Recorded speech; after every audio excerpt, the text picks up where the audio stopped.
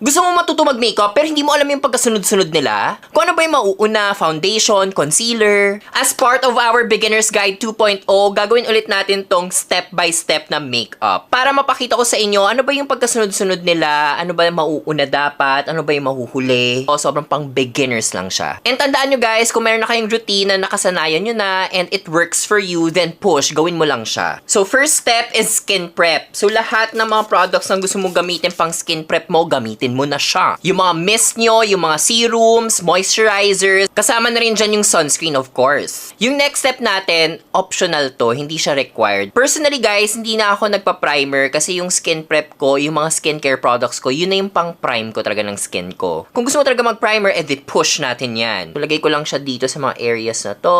Next naman natin is foundation or skin tint or any base product na meron kayo dyan. So, blend ko lang siya all over my face. Next natin is concealer.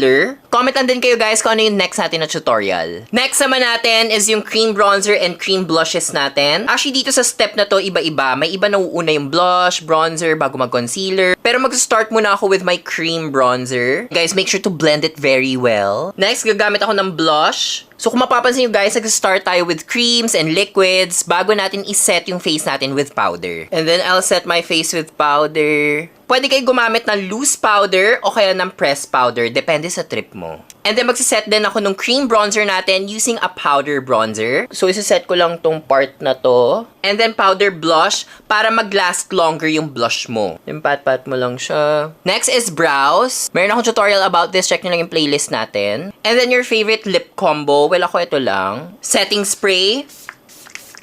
Tapos papatuin ko lang yung face ko. Brow gel. For sure may magtatanong, bakit nauna yung setting spray? Bakit hindi siya yung pinaka-last? Well, kasi guys, yung hair natin, yung sa lashes, pati sa brows, kapag last ang setting spray, bumabagsak yung buhok ko. And then magkukurl ako ng lashes. And then mascara. And there you have it. This is the final look. Diba? Very simple lang. Kung gusto mo ng eyeshadow, I would suggest or recommend to start with eyeshadows bago kayo mag-base product. Hala! Ang gandang bata, oh! Sino mama mo? Thank you, bye!